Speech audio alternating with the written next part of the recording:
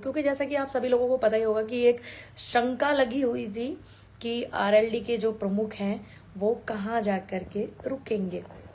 देखिए, ये उनका अपना व्यक्तिगत मामला हो सकता है, लेकिन जब कोई भी व्यक्ति अगर जनता के बीच का, जनता का नेतृत्व करने वाला हो जाता है तो उसका व्यक्तिगत मामला इस तरीके का स्टंट नहीं रहता है। बट उनका मन था, बहुत सारी चीजें चलती आ रही थी, आप लोगों को पता ही होगा। देखिए, चौधरी साहब ने, जो चौधरी चरण सिंह जी थे हमारे देश के पूर्व प्रधानमंत्री, उन्होंने कभी भी किसी चीज से कोई समझौता नहीं किया। ऐसे ही चौधरी अजीत सिंह जी जो थे, मैंने उनको किसान आंदोलन में देखा। मेरी खुशनसीबी रही कि मैंने उनके साथ में, मैं मंच पे रही, मैंने एक मंच साझा किया। बड़ौत में बामडोली एक जगह पड़ती है, वहां पंचायत लगी हुई थी किसान आंदोलन के दौरान अजीत सिंह जी की। तो मुझे उनसे बात करने का, उनको सुनने का, उनके सामने अपनी बात रखने का किसानों के लिए मुझे भी मौका मिला था। मेरे लिए ये खुशी की बात है। बाकी अगर हम बात करें, देखिए जयंत भाई जी, प्लीज आप बुरा बिल्कुल भी मत मानिएगा। मैं बस इतना बोलूंगी, आपके बाबा जो हैं उनको जो मिला है भारत रत्न, ये उनकी मेहनत से मिला है। उनको चापलूसी करने से नहीं मिला, ना उन्होंने कभी चापलूसी की। बड़े सम्मान के साथ में चौधरी चरण सिंह जी का हर देश का हर व्यक्ति नाम लेता है, और ये गर्व की बात है कि हमने उस देश में जन्म लिया जहां पर ऐसे ऐसे योद्धा किसानों के मसीहा रहे। आज किसानों के मसीहा का जो नाम उनका लिया जाता है, अजीत सिंह जी का और चौधरी चरण सिंह जी का, वो यूं ही नहीं लिया जाता। जयंत भाई, आप भी ये अच्छे से जानते हैं, क्योंकि जहां आप आज जा रहे हैं, जहां आप चले गए हैं, सिर्फ इसलिए आप गए हैं, जो बहुत सारे लोगों से भी मैं बात कर रही हूँ, कि आप ज्यादा मेहनत आजकल नहीं कर पा रहे हैं। मुझे याद है वो दौर भी, जब लखीमपुर कांड में आप और हम सब साथ इकट्ठे होकर के लखीमपुर भोग में पहुंचे थे, जब किसानों का वो मामला हुआ था, तो आप बहुत मेहनत के साथ में वहां पर पहुंचे थे। मैं अगर बात करूं, आज तक मैंने आपको मेहनत करते हुए अब तक तब तक ही देखा था। और अगर और भी बात करें तो आपके फादर ने बहुत मेहनत की थी, उनकी मेहनत हमने बहुत बार देखी। मैं 2014 में जब एक बार सरकार आई थी समाजवादी पार्टी की, तो जब घेरने की बात थी, तो मेरठ में घेराव किया जा रहा था। मुख्यमंत्री अखिलेश यादव जी जो हैं, उन्होंने उनका घेराव करने के लिए आरएलडी पार्टी के सभी लोगों को निर्देश थे, तो पार्टी ने घेराव किया, बहुत मजबूत तरीके से परतापुर बाईपास पर किया था। तब मैं बहुत छोटी थी, लेकिन मैं वहां देखने गई थी कि घेराव कैसे होता है नेताओं का, कैसे किसी को रोका जाता है, कैसे अपनी बात को कहा जाता है, कैसे विरोध प्रदर्शन जताया जाता है। मेरा बस ये देखने का उस टाइम पे मोटिव था। लेकिन माफ कीजिएगा, आप चाहते हैं कि आपको सारी चीजें आसानी से मिल जाए, इसीलिए सिर्फ आप इस चीज को आड़ में ले रहे हैं कि मेरा वहां पे इस तरीके का वो हुआ है। अगर कोई ऐसी बात थी तो आपको बैठ करके बात करनी चाहिए थी। तमाम किसान आपसे बहुत उम्मीद लगाते थे, पश्चिम में आपका बहुत अच्छा प्रभाव रहा है, तो आप जो मंत्री पद आपको चाहिए, या किस लिए, इस देश ने आपको तो बहुत बड़ा पद दिया था, इस देश के किसानों ने आपको बहुत बड़ा पद दिया था कि आप किसानों के मसीहा हैं, किसानों के मसीहा रहने वाले लोगों के आप वारिस हैं। बहुत बड़ा पद था ये मेरे हिसाब से तो। बाकी आपका अपना निर्णय है, आपने कैसे निर्णय लिया। और वैसे ही अगर मैं बात करूं, बिहार की जो सियासत है, आप भी देख रहे हैं तेजस्वी यादव के यहाँ पर किस तरीके की चीजें की जा रही हैं। तमाम ऐसे लोग हैं जो डर गए ईडी से, सीबीआई से, सरकार की चीजों से, और जो लालच में फंस गए मंत्री बनने के, तो उनका रुख जो है इसी तरीके का हो जाता है जैसा अब कुछ नेताओं का देखने को मिल रहा है। इतना स्तर तो किसी चीज का भी नहीं गिरा था जितना बिहार के मुख्यमंत्री जो है उनका गिरा, इतना बरेली के बाजार में झुमका भी नहीं गिरा था भैया जितना वो गिर रहे हैं। खैर कोई बात नहीं, अगर ये संविधान पढ़े होते तो इनको समझ में शायद आता, लेकिन फिलहाल इनको नहीं आ रहा, क्योंकि सब चाहते हैं हमें कुर्सी चाहिए, हमें फायदे चाहिए, हमें सीट मिलेगी, हमारा ये हमारा वो। इन सब चीजों के बीच में घुटता कौन है, झेलना किसको पड़ता है? आम जनता को। जनता आप पे भरोसा करती है। सभी पार्टियों के अपने अपने होता है ना कि ये पार्टी देश की सभी चीजों के, जैसे कांग्रेस है, कांग्रेस की एक विचारधारा है कि वो सबको साथ लेकर के चलती है, सबको साथ लेकर के उसको चलना है। ऐसे ही समाजवादी पार्टी की है, और बहुत सारे लोगों की ये सोच है समाजवादी पार्टी का किस तरीके का अपना जो है समाजवाद को आगे बढ़ाना। इसी तरीके से आरएलडी का भी एक बना हुआ था कि आरएलडी किसानों की पार्टी है। तो मैं आपसे बस यही कहूंगी कि जो डर गया समझो मर गया, क्योंकि आपके बुजुर्गों ने कभी भी इस तरीके के समझौते नहीं किए। हमें गर्व है कि उन्होंने देश को चलाया है, उन्होंने देश की व्यवस्था को देखा है, समझा है, लेकिन आप इतनी जल्दी थक जाओगे ये हमें बिल्कुल भी भरोसा नहीं था। और मैं एक बात और पूछना चाहूंगी, सत्ताधारी पार्टी में जितने भी लोग हैं इंडिया गठबंधन से टूट टूट करके जो जा रहे हैं एनडीए में, क्या अब वो लोग साफ हो जाएंगे? जब तो आप लोग कहते थे कि सारे के सारे भ्रष्टाचारी इंडिया गठबंधन में एक मंच पे हैं, अब आप उनको हरी झंडी अपनी पार्टी में दिखा करके ले रहे हैं, क्या वो धुल जाएंगे? ये मेरा सवाल सत्ताधारी पार्टी से है। और एक विषय में और हम चर्चा करेंगे कि आप सभी को पता ही होगा किसान आंदोलन 2, पता है ना आप सभी को? अभी दिल्ली का चिल्ला बॉर्डर भी घेरा गया था, नोएडा बहुत सारे हमारे साथी, हमारे भाई, हमारे लोग, हमारी टीम के लोग और भी तमाम लोगों ने बहुत सारी चीजें की हैं।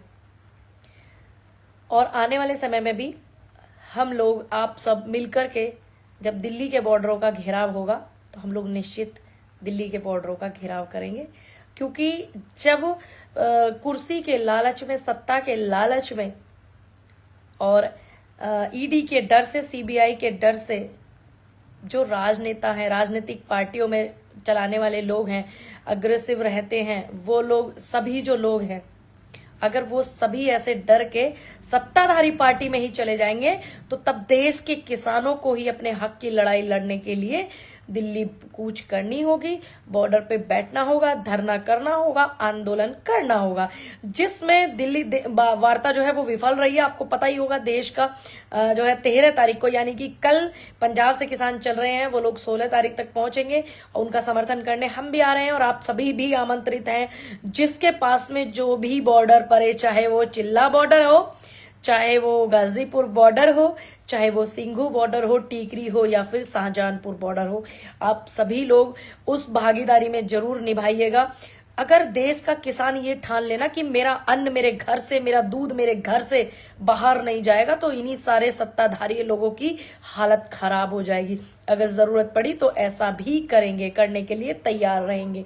तो आप और हम उस भागीदारी को निभाएंगे, क्योंकि जब बात आएगी कि देश के किसानों की लड़ाई कौन लड़ रहा था, तमाम लोगों से अगर पूछा जाएगा, तो अगर आपसे पूछेंगे तो आप क्या जवाब देंगे? अगर मुझसे पूछेंगे तो मैं कहूंगी मैं अग्रिम भूमिका में थी, सबसे आगे थी। तब तक आप लोग अपना ख्याल रखिएगा और थोड़ा बच के भी रहिएगा, क्योंकि आप लोग बॉर्डर घेरने जा रहे हो, देश की सरकार के, तानाशाह सरकार के खिलाफ जा रहे हो, तानाशाह नीतियों के खिलाफ आप जा रहे हो, तो आप लोग अपना ख्याल जरूर रखिएगा। दूसरी बात, मैं एक बात और कहना चाहूंगी, वीडियो को खूब ज्यादा आप शेयर करें ताकि ये बात मेरी पहुंच सके chief justice of India CJI Chandrachud ji तक, कि जो लोग सत्ता में बैठे हुए हैं और वो सत्ता में बैठ करके जो सरकारी संपत्ति है, जो सड़कें हैं, उनको खोद करके कील गड़वा रहे हैं, उनमें गड्ढे गहरे खोद रहे हैं, तो उनपे क्या मुकदमा नहीं चलेगा? साहब, मेरा सिर्फ इतना सवाल है सीजीआई चंद्रचूड़ जी से कि उनपे मुकदमा होना चाहिए, और उनसे मेरा निवेदन भी है कि उनपे मुकदमा हो और उनको जो भी कानूनी कार्रवाई होती है वो होनी चाहिए, क्योंकि वो सरकारी संपत्ति को खराब कर रहे हैं और देश के किसान को कह देते हैं कि ये सरकारी संपत्ति को खराब कर रहे हैं। अपनी बात को रखने का मौका जो होता है यही होता है कि हम अपनी बात को बोल करके रख रहे हैं, या अल्टीमेटम देते हैं कि हम पंचायत करने वाले हैं, या फिर हम अपनी पंचायत करते हैं, या फिर हम एक रैली निकालते हैं, या हम यात्रा निकालते हैं। यही लोकतंत्र देश की पहचान है। क्या आंदोलन देश में नहीं होंगे? शायद सत्ता के लोग भूल गए हैं कि देश में आंदोलन कर करके, शहादत दे दे करके लोगों ने इस देश को आजाद कराया। तो आंदोलन हमारे देश की धरोहर है और इसको जो स्वाभिमान और सम्मान मिला है किसान आंदोलन से, उसको बचा करके रखिए। देश के किसानों को जो सम्मान और स्वाभिमान मिला है, मेरा आप लोगों से निवेदन है कि वीडियो को खूब ज्यादा शेयर कीजिएगा ताकि मेरी बात सीजीआई चंद्रचूड़ जी तक भी पहुंचे और देश के एक एक किसान तक पहुंचे, और ज्यादा से ज्यादा संख्या में लोग देश के बॉर्डरों पर अपनी बात को रखें और बॉर्डर घेराव करके दिल्ली में पहुंचे। जय हिंद, जय भारत, जय जवान, जय किसान। आप और हम इसी तरह चर्चा करते रहेंगे इस देश के मुद्दों पर। तब तक आप खूब ध्यान रखिएगा और सुरक्षित भी रहिएगा और थोड़ा अपना ध्यान भी रखिएगा, क्योंकि आप देश के इतने मजबूत तानाशाह से लड़ने जा रहे हैं। तो आपको रोका जाएगा, आपको टोका जाएगा, आपको बोला जाएगा। हर चीज से परे आपको ये से सोचना है कि आप देश की अग्रिम भूमिका, देश का स्वाभिमान, इस किसान के स्वाभिमान को बचाने के लिए जा रहे हैं। बहुत सारे लोग बहुत सारे ये पूछते हैं कि मतलब आपकी क्या क्या मांगे हैं, जिन चीजों की वजह से आप जा रहे हो बॉर्डर रोकने के लिए, आप हमें बताओ, हमें बताओ। तो मैं सोच रही हूं कि वो कुछ मांगे जो है मैं उनको बता ही दूं कि क्या क्या मांगे हैं संगठनों की, जिससे कि देश में फिर से बड़ा आंदोलन होने जा रहा है। सबसे पहली मांग है सभी फसलों पर एमएसपी खरीद की गारंटी कानून बने, क्योंकि आप भी जानते हैं धोखे से आंदोलन को उठा दिया गया था 22 के चुनाव से पहले और एमएसपी के लिए बोल दिया गया था थोड़ा दिन का वेट करिए, करेंगे, लेकिन वो सरकार ने नहीं की। और दूसरी मांग है डॉक्टर स्वामीनाथन आयोग की रिपोर्ट के हिसाब से कीमत तय हो। तीसरी जो हमारी मांग है सभी संगठनों की, किसान खेत मजदूरों का कर्जा माफ हो और पेंशन दी जाए। चौथी जो मांग है वो ये है कि भूमि अधिग्रहण अधिनियम 2013 दोबारा लागू हो। आपको याद होगा राहुल गांधी जी ने पट्टा पार्सल से इस भूमि अधिग्रहण बिल जो था ये इसको किया था, आप सभी को पता ही होगा। तो इसको जो लागू किया जाए, क्योंकि उसके बाद लागू हुआ तो उसके बाद में नहीं हुआ, कुछ चीजें नहीं हो पा रही थी, फायदा नहीं मिल पा रहा था किसानों को। चौथी मांग हमारी ये थी। पांचवी मांग है हमारी लखीमपुर खीरी कांड के दोषियों को सजा दी जाए। छठी मांग है मुक्त व्यापार समझौता पर रोक लगाई जाए। और सातवीं है किसान आंदोलन में मृतक किसानों के परिवार को मुआवजा दिया जाए, सरकारी नौकरी मिले। जी हाँ, जो 700-800 किसानों की शहादत हुई थी उनके परिवार को चलाने के लिए ये बेहद जरूरी चीजें हैं। और इसमें है हमारी विद्युत संशोधन विधेयक 2020 को रद्द किया जाए। फिर इसमें हमारी एक मांग है मनरेगा में हर साल 200 दिन का काम मिले और 700 रुपए दाढ़ी हो, यानी कि मजदूरी 700 रुपए किसानों को मिले, जो कि मिलती नहीं है। कहीं कहीं पे मिलती हो तो पता नहीं, लेकिन मिलती नहीं है, ये सभी को पता है। हमने तो देखी नहीं है, हमारे गांव में भी आते हैं काम कराते हैं तो वहां पे जो है मजदूरी आई थिंक 400-450 रुपए दी जाती है। इसको 700 रुपए करें, क्योंकि महंगाई बढ़ गई है, आप भी समझदार है। फिर एक मांग है नकली बीज, कीटनाशक दवाइयां और खाद वाली कंपनियों पर कड़ा कानून बनाया जाए। ये बहुत जरूरी है, जिससे कि जो हम खाते हैं अंदर ग्रहण करते हैं, उल्टी सीधी जो कंपनियां अपनी मन मर्जी से ज्यादा केमिकल बना करके खाद वाद में कर देती है, ये बहुत जरूरी रोकथाम है, क्योंकि हम अच्छा खा ही नहीं पाते हैं, क्योंकि ये अपनी मन मर्जी चलाते हैं, इन पे तंज कसा नहीं जाता है।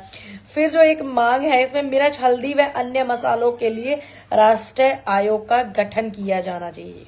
देखिए मसालों के बिना देश में क्या क्या पका लोगे, क्या खा लोगे। देश में अन्न बनाने वाले भी लोग हैं, अन्न के लिए लड़ रहे हैं, और मसाले भी हर सब्जी में। मुझे नहीं लगता ऐसा कोई व्यक्ति होगा कि एक भी दिन ऐसा छूटता हो कि वो मसाले नहीं खाता। तो इसलिए आयोग भी जरूरी है, चीजें व्यवस्थित ढंग से हो जाएंगी।